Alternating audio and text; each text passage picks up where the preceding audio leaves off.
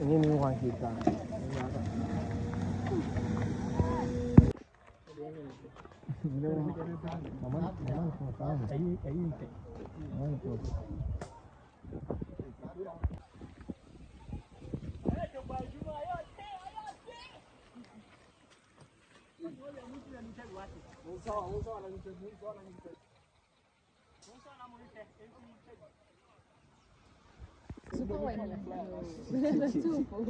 Minimal jari kakra.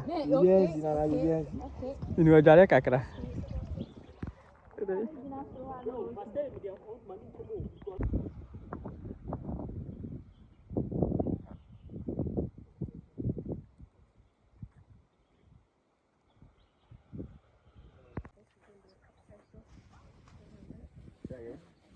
Yeah, yeah, we really want to, yeah, but after today. The river and the lake, I see. Yeah. No, it's not life fun. Yeah, now it's for the living. That's yeah. Akaba. Mate. No.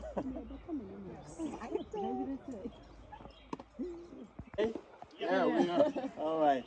So this is just a warm up. You guys are charging. I mean, why is not both of us here? We're waiting for you. Somebody must come and help. Oh, there's a...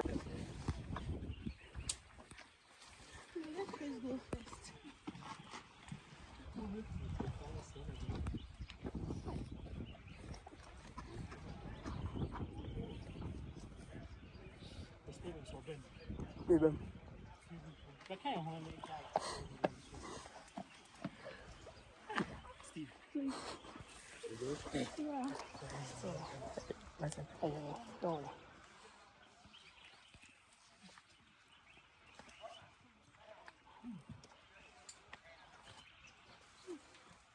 the first abseilers on this rock. Wow.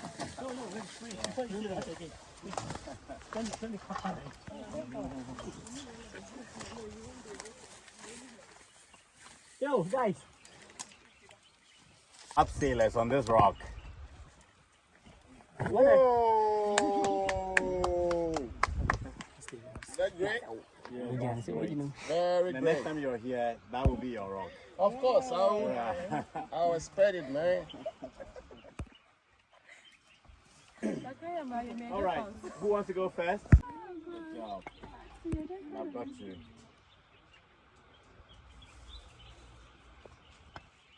So we first have to find a rock that's so strong as to hold the kind of force we expect to go over.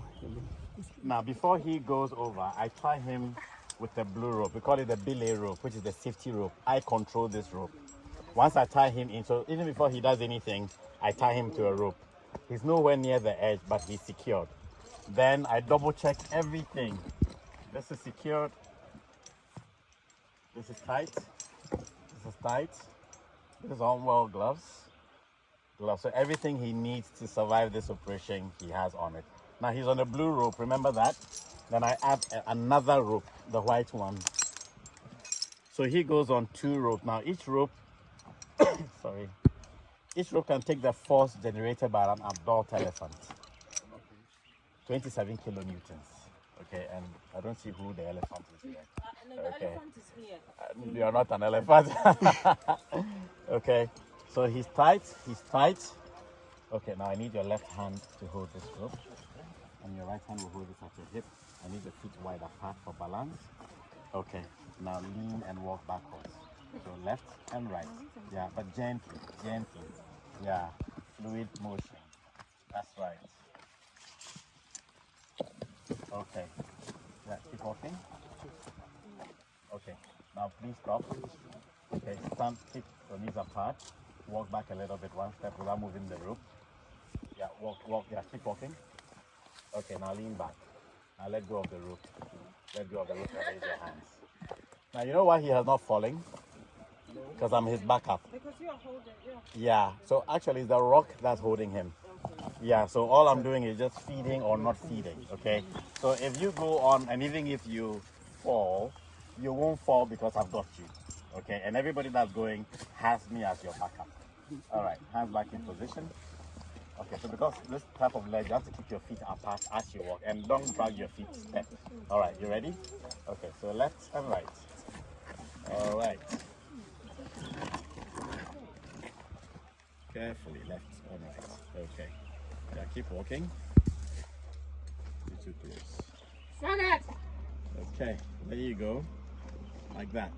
So remember, there will be places to put your feet. Yeah.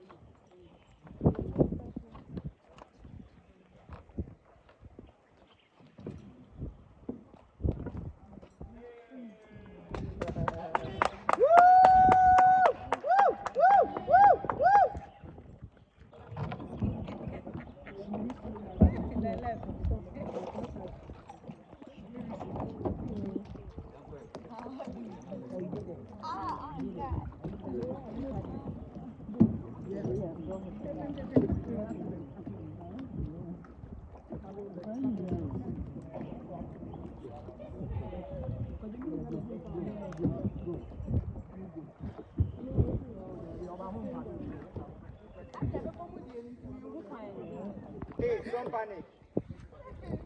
King, you are the rider.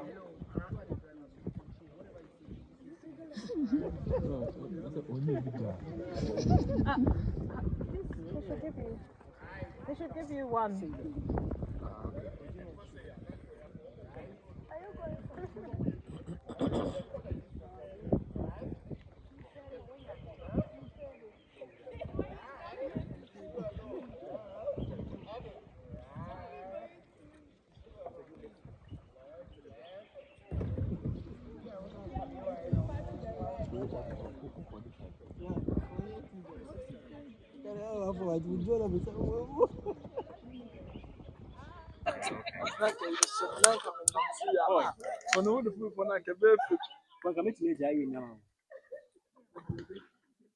Come home, come home. Boy. Yeah. You're with Mark or you're with, no, you are different. Yeah, you're different. Yeah, interview. Okay. Jerry.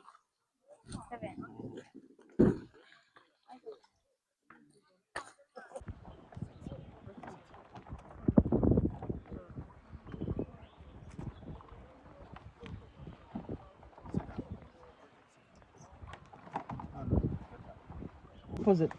That I would struggle. No. And she would have it easier. If you lean back, you would have the sweetest uphill, both for me and for you. Yeah, but if you lean forward, then the rope won't be able to bite, and yeah, you have to have a conversation about trust.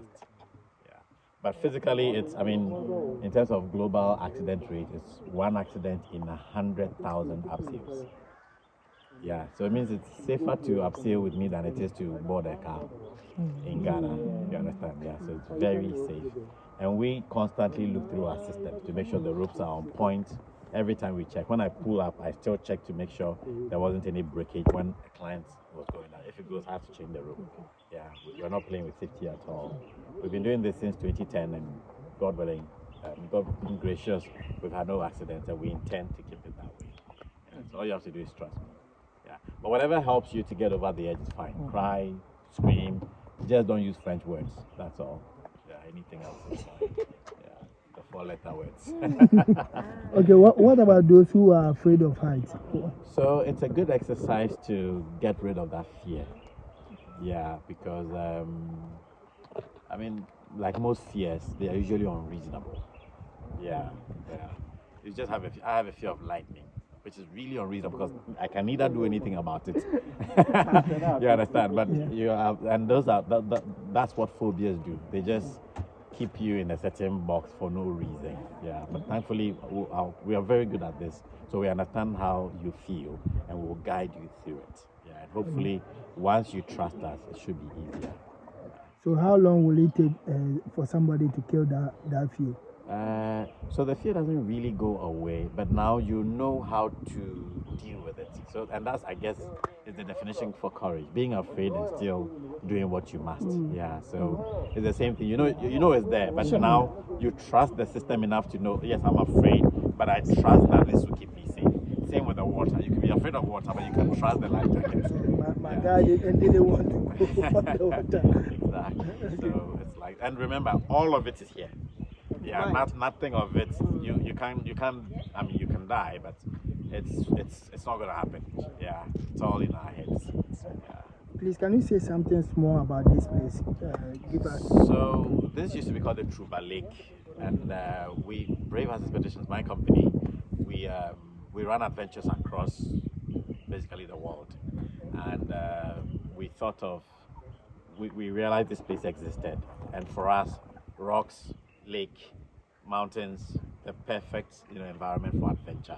So we started trying to talk to the palace Menshia to see who owned it and whether we could have access to it. And it's been back and forth for 5 years. How we actually ended up here, it's an interesting story. This year in particular, people just started dying in the lake. They come and smoke a little bit, and then when their brain gets hot, they jump in and drown. So that's the kind of thing that happened. And the chief of the area has had to come and pull out dead bodies. He couldn't even find their families. So it was becoming a problem. It was also breeding all kinds of criminal elements.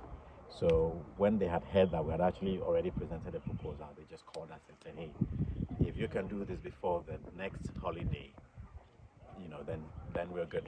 And obviously this is the holiday. So yeah, so we've only been doing this work for about a week or less than 10 days of putting all this together so that we could launch today. Yeah. What do you make of domestic tourism in Ghana? Are people patronizing, people participating in domestic tourism? I think that if you're a business and the bulk of your customers are Ghanaians, then it means you're sustainable. Okay. So that means that your pricing and everything else that you do should have that in mind. Yeah. The difficulty is what the politicians have always called the enabling environment and whether it's there. Tourism is expensive, especially if you have to create the kind of service that match global standards. You understand? And so some investment is called for, but I won't hold my breath in terms of government investments. But I will look forward to private sector people who have money to then invest in projects such as this. Because isn't this better than, I'm not shading anybody, but isn't this better than having a museum for, I don't know, anything else? You understand? Yeah, so there are things that we can do which helps everybody. The community benefits, both mentally, physically, socially. There's a whole box you can tick, about 7 or 8 boxes for a benefit like this as compared to some of the other things that we probably invest in. So I think that helps. But the other thing too is that, and this is true, all our tourism centers have the west roads, which speaks to what is wrong with our so-called tourism attraction thing. You understand? It tells you that if you're making it this difficult to get there, then clearly it speaks to how serious you are about tourism. Whereas in other places, the highway goes literally to the tourist site, even though the traffic on it is probably minimal because they've got their priority street. In South Africa, one thing I've realized is when somebody's setting up a tourism business, the government invests in it. So the government owns shares in that business. The government enforces the local content law for that business. The government receives dividends from the business, and it's also in the business, so they can follow with the taxation rules to ensure compliance. Yeah, these things help them. And what's the difference between Cape Town and Amejope? Cape Town is dry and barren. Amejope is green and beautiful. So the place that we should put a cable car should be Amejope. You understand? But we're not thinking that far. So I guess for me, and as a private tour, we tend to think of ourselves more as an adventure tourism company than hardcore tourism. You understand? Yeah, because for us, all we need is the water, the mountain. I may not even need facilities, even though for here, we will be building all the facilities that can support the kind of customers we're expecting. Okay, so your final words to the public and everybody. So Adventure has a home now in Kumasi, and it's called the Enclave. There are 3 key adventures that you can do here. we will in a month be doing zip lining. So we'll put up the tower from here so you can now zip line across the lake to the other side. And in 4 months' time, we would have built a canopy walkway from this rock to that one in the middle and from there to here. Okay, so you get to test your fear of height for real, you understand, and over water as well. So, I mean, we're here to stay and we're here to create an environment where we can provide an alternative to what we call entertainment. So, I mean, it's basically alcoholism, pornography, fraud. This is basically what young people are doing nowadays. But now they have an alternative, something else to do other than what we typically do. And this will not kill you. The beer bars will kill you. Okay. So can you give us your socials? Like? So you can find us on Facebook. We are The Enclave. And on Instagram, we are truba.enclave, because in honor of the community as well. Yeah, you can find our parent company, Brave Hearts Expeditions, all over social media. What's your name? I saw Trident. So what's the do you have anything doing with the Trident or something? So our parent company, Brave Hearts Expeditions, set up the Trident in Akosombo, and it's now setting up the Enclave here. But it's the same parent company. But we don't want to. We want every location to be unique and have its own culture. So the Trident is pretty much in Akomofi. So when we're thinking about a name for here, it was quite hard, because it's like, okay, what do you call it that is just correct? That is just the right name to have. I'm like, maybe let's think of an adventure enclave. I'm like, yes, that's the name. Yeah, the Enclave. So you can get everything that you're looking for in adventure. Yeah. Thank you very much. You're much welcome. Put your fingers on the rock, your hands on the rock. Yeah. Yeah. Like all four. Hands and feet. Okay. Yeah. There we go. Good job. All right. Hey, Chris.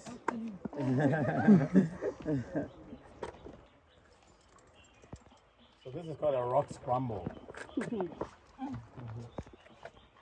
Very different from scrambled eggs. It's okay. We'll take it.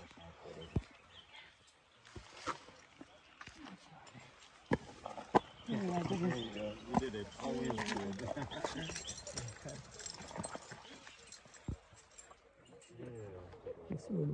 So aren't you glad we are sailing? Imagine going down this.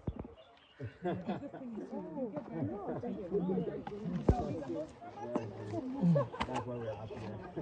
It's okay now already. Where else you came from? Actually, I had a splash. Oh, you can. But you can pass the top there. I go so far. I didn't make some content. I want to come out. He has to go before you. Yeah, you're doing it. Yeah, all four. Good job. Good job. Yeah, I did it. These are me.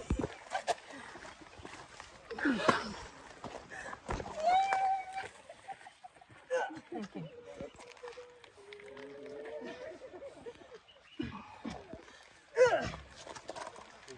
Give her a hand.